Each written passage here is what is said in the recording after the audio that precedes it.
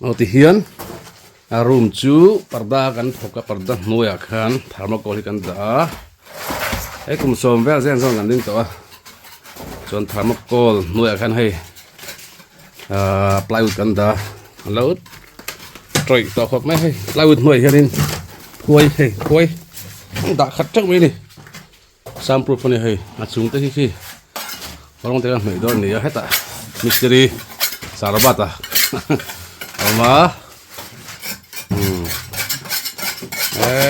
Mizopa idea khang lo be na sa khop mai soundproof ve me mai ma se hei rei tu dei lo ni hi dei lo ti na kum som zen zo tu ani ve thei mai a ti hianin to hen idea dang kan han be dor ni hi om dan chu ta ni bang khani ta bang enten thing kan tunga chun thami thing hianin plywood ka han data ni chulau kota akua tak khanin koi hi tingan no lutta hai ting hian mo se hai soundproof ve mai ro chu anum te hi alo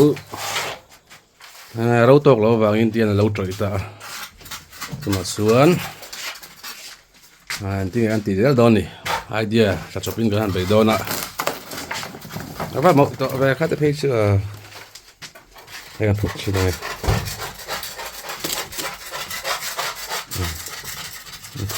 la son an foi om kan foi po hei om nia hur mai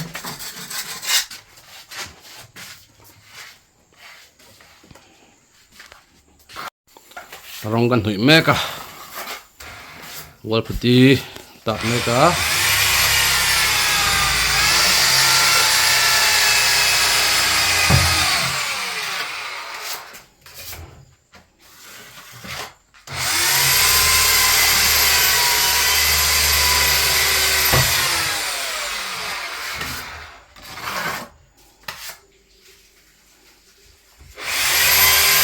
rong kan hnoi zawa chuanin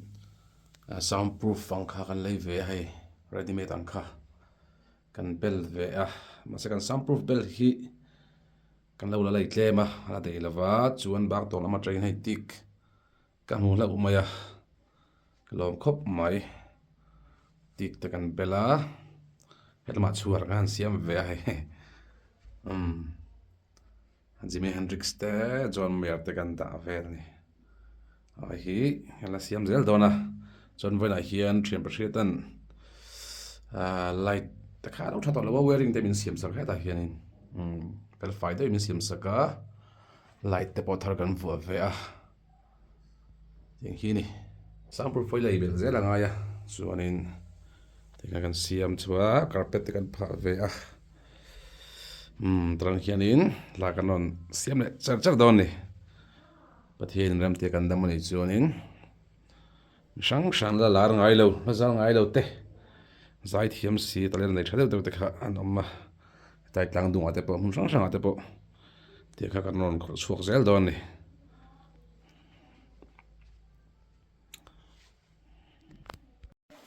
zo ve trap to wow zo ve trap to lem zong zo lo ni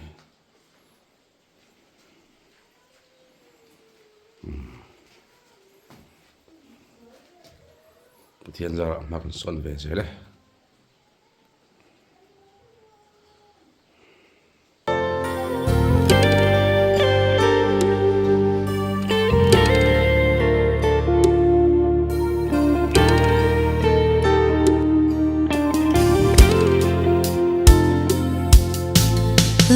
dung tiếng him nó bê khoáng rồi thay vì lệ phù vàng lại buồn rồi nua mặn